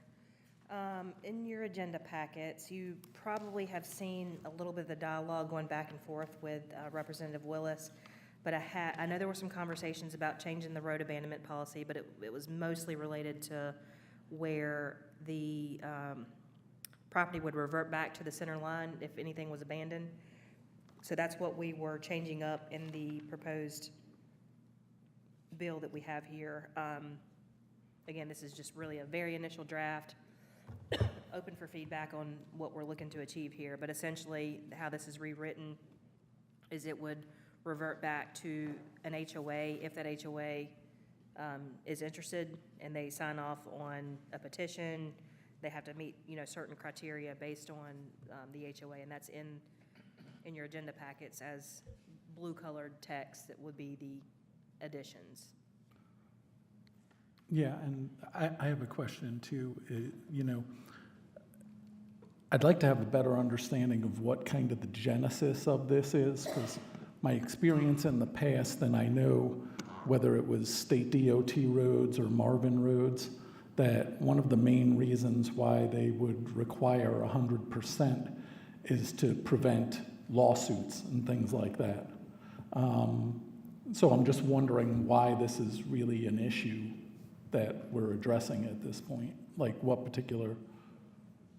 So I'll turn it over to Chaplain, but before I do, this kind of originated out of conversations that we had when we had individual group meetings with you all about roads in general, and there were some questions about gates, some subdivisions that wanted a gate, but they didn't know if they were going to have 100% cooperation of their HOA. And so that's kind of how this originated. And our staff answer was, you don't want to abandon a road if you don't have 100% cooperation, because then the way the statute is written is the property would you would go to the center line. So you might have issues with, someone having access control. If you have two parties on both sides of the road that want to put up a gate or something, you might have issues with lack of maintenance where people just aren't, maintaining their section of the road. But that's. Yes, and we were able to do 100% on a smaller subdivision. I think it had 7 or 8 lots, so we were able to get everybody's consent, and they agreed to send it on to the HOA. But if you get a neighborhood with 40 or 50 lots, you may have 98% of the people opposed. I'm in favor of it, but you can't get your 100%. It's to lower that threshold, but also provide an express means to have it in control of an entity that will allow access and be responsible for the maintenance. It's just to make it easier, because the 100% can get hard. Even if you have 25 lots in a neighborhood, that may be hard to get your 100%. And I understand that, and I guess that's why I think it's a best practice that the state follows to keep it 100%, because if it's 99-1 and you still allow it, then you're opening yourself for litigation from that one resident. Well, if you're following the state law, I think you're going to be protected by that. If the state law allows you with a lower threshold, then you're going to follow the state statute, and you'll have protection under that. Okay. And that's the whole point of preparing this local bill. It would be a bill that specifically applies to Marvin. So if you guys look at the language and you like what's presented here, what will happen next steps is we'll send this back over to David Willis and say, hey, we're ready to roll with this. This is what we're recommending. And what he'll do is take it to his folks, and they'll run it up the attorney flagpole there to see if it's something that they feel like is okay. So I guess what you're saying is that if we go through this process through the state, then are we precluded from being litigated against by an individual aggrieved homeowner? I'll never say you're precluded from it, because you can file all kind of lawsuits, but you will be significantly more protected. Because you're following a state statute, you should get summary judgment as a matter of law. It would deter lawsuits, and it would make it very hard for somebody to prevail if you're following the state statute. What is the state percentage? It doesn't have a percentage, but it doesn't, it says you have to have 100%, everybody has to agree to relinquish it to a third party, which would be the HOA. So it goes back to the 100% if you want to put it in an HOA. And that's our goal with some of the issues we've seen recently, is to have, if we're going to close it, we want to make sure that everyone has access, and that can be done through the HOA. That statute is the one that's in front of you. It's Well, just amended. and I guess that goes back, though, to what I said, though. If the state is saying 100%, do we feel safe in saying it's somewhat less than 100%, you know? Well, the 100% comes into play, it doesn't say 100%, but what it does say Well, is it reverts- doesn't say it, but that's what they require. No, it just says it reverts to the center line. So if the intention is for it to not revert to the center line, then you need 100% to assign it to another party, i.e. an HOA. Does that make sense?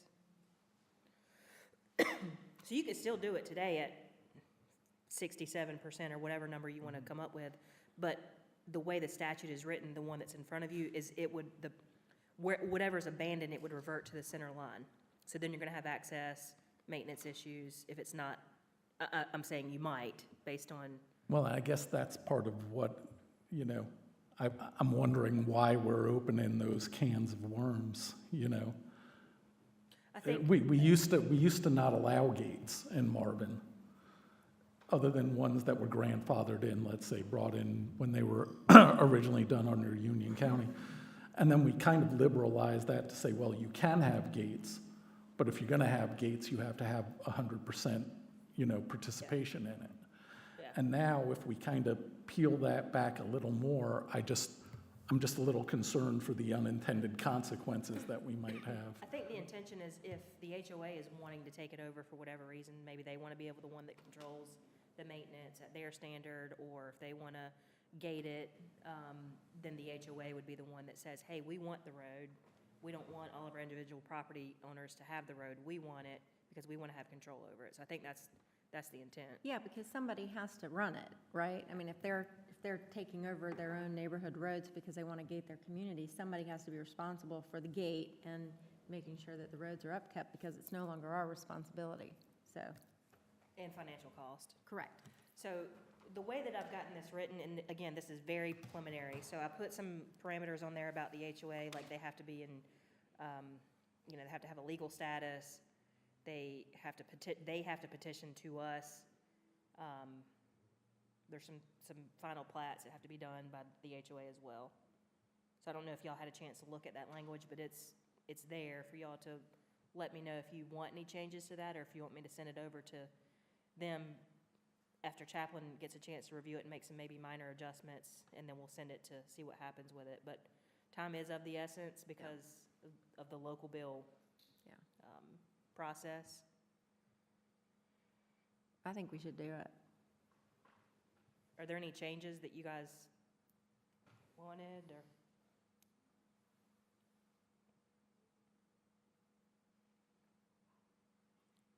So if there's a consensus, I'll proceed with letting David Willis know that this is what we're recommending after Chaplain provides some commentary. Yeah, I don't have an issue with it. I'm just more concerned, you know. A couple of residents on Marvin roads right now are then abandoned against their will. They don't want to pay more to the HOA to take care of the roads because they're already paying Marvin to take care of the roads. And that's where I see the potential for concerns, you know, because then they're claiming, well, now we're being taxed internally for this. We're already getting taxed by them. I did. Yeah, I guess the point that I had made before is that, and I think Chaplain was making this point, is you're right. Some people may have that position, but it may be one person in an HOA of 360 homes, and that one person would effectively prevent what the other 360 homes want to do. The way I see this legislation here is that it would just give that possibility there. It doesn't mandate anything. It still gives us the authority to balance the. It'll still come to you before a decision. So Right. y'all can still listen to the public's input. And yes, if you would decide on the threshold, but this would provide flexibility.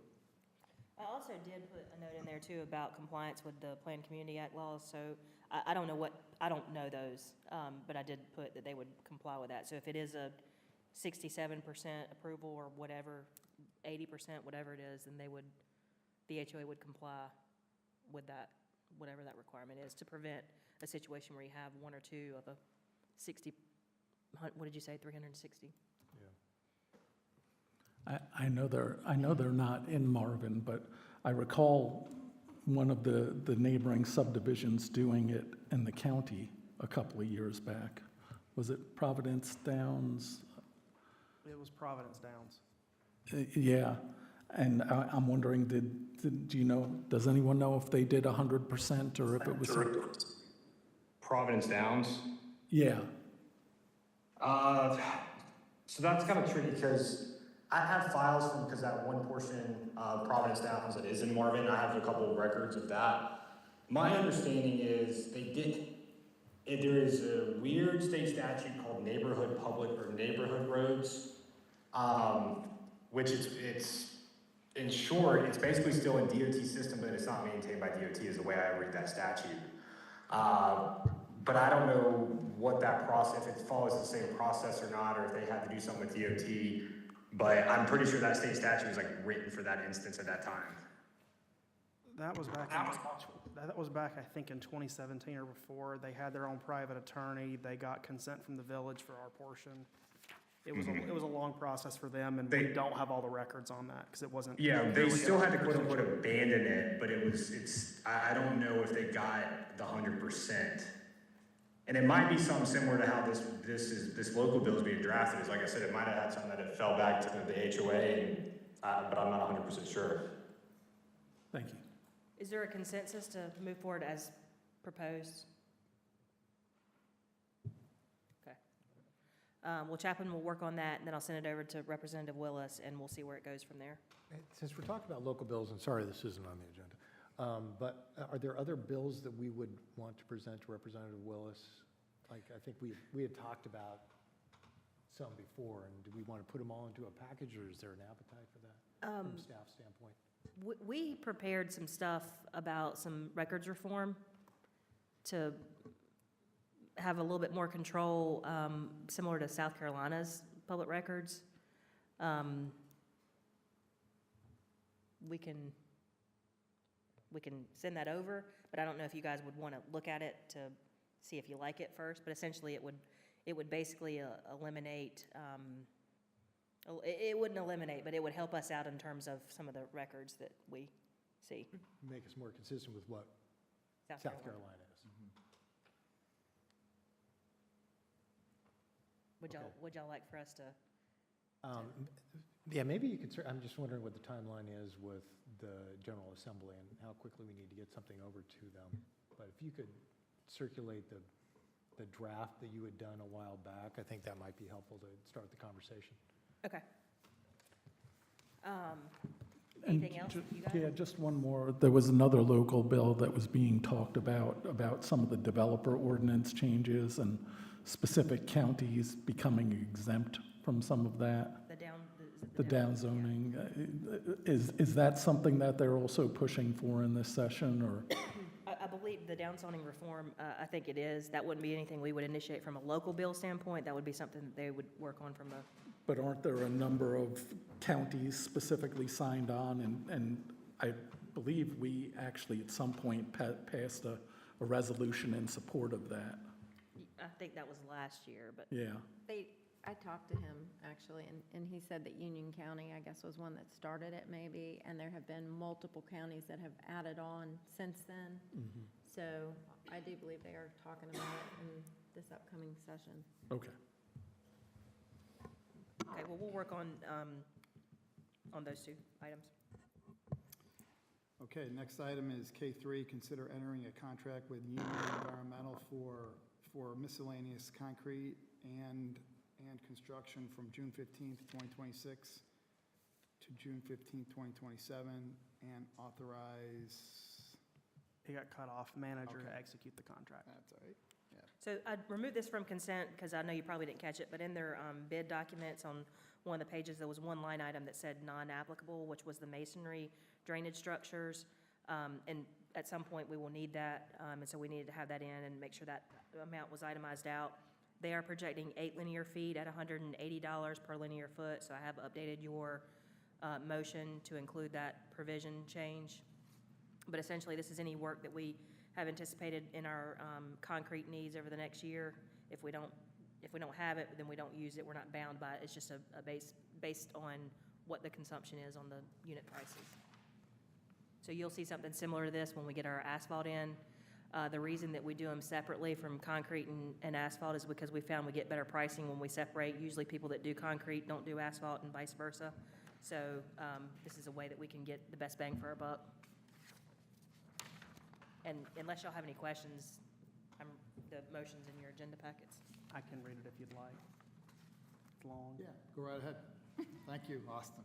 To enter a contract with Union Environmental with updated provision on line 13 to include masonry/drainage structures estimated at 8 linear feet at $180 per linear foot for miscellaneous concrete and construction from June 15th, 2026 to June 15th, 2027, and authorize the manager to execute the contract.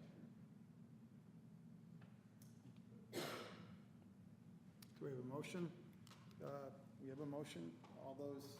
Someone needs to so move that. So moved. Second it. So moved. All those for? Aye. All those opposed? All right, the motion passes. All right. Open topics. Anything? Nothing? Okay. Review of action items? All right, going back through, we'll execute the contract with Union Environmental. We're working on those local bills. We will move forward with onboarding Kristen Conway for Planning Board. From your consent agenda, we will enter negotiations with Anglesey Construction for the Strat project. You guys approved a change order for with Dewberry for the preliminary engineering work for the Marvin Loop. We will execute the contract with S. Preston Douglas for the fiscal year 26-27 audit. Execute the contract with Pondscapes of Charlotte for the water feature at Houston Ross Park. And you guys approved the fluoridation resolutions, so we will send those off. We will move forward with implementing the conflict of interest disclosure and the civility statement for advisory boards in their onboarding packets with annual reminders for the conflict of interest form. And we're going to get an article from the Union County Sheriff's Office on electric motorcycles. I'll get that in a good format and have that in an upcoming newsletter once I get it. We're going to get clarification from the Sheriff's Office on what is included, what's the exact area that's included in the updated deputies report. And I believe that is it. Okay. Sounds like a pretty good list. Austin, did you mention me getting information about the volatility of our investment accounts and Christina getting more detailed information from the Sheriff's Department on whether we're properly being serviced even though we have deputies on contract? That was the budget work session. I'm doing the regular. I love you, sorry. Great. Okay, moving on to section N, review of the ongoing action item list. Do you guys want to review that list? Keep it updated. I got a request, though. In future reports, could we get a little bit more detail as opposed to just saying they're in progress? Because there's some things that have been in progress for Some over a things year. go for months and months without really any real updates. We'll try to include those in there when we have them, but some things are in there as reminders for future projects that may not be coming down the line for quite some time. Austin, we do have enough, we do. It's carried over for some reason on the there it next is. page.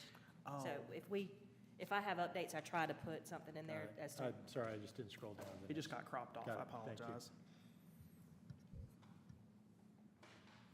Okay, we'll move on to council comments.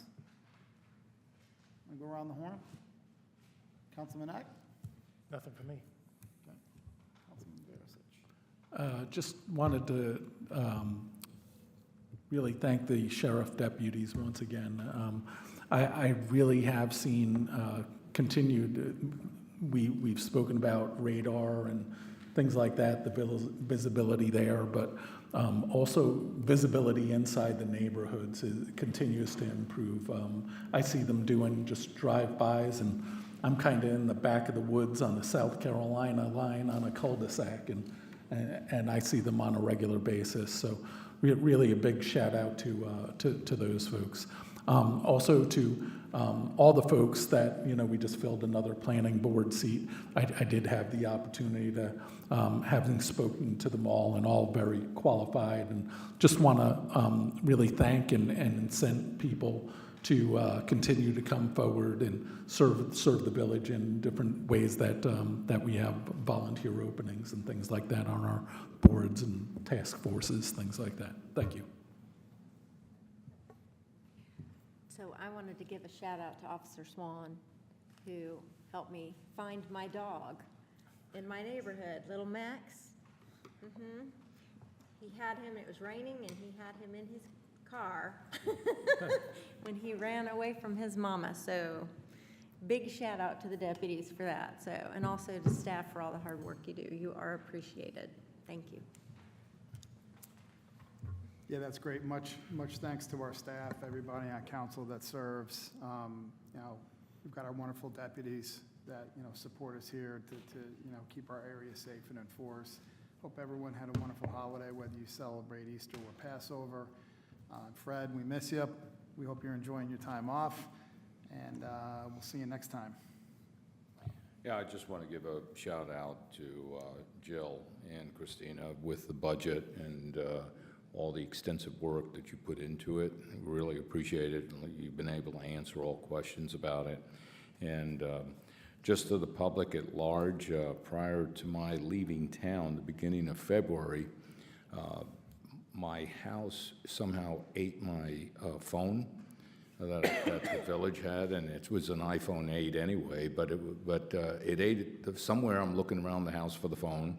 If you've been calling and leaving voicemail messages, I'm sorry I haven't replied to you because I've been looking for it, but I have a new phone, so just so that y'all know.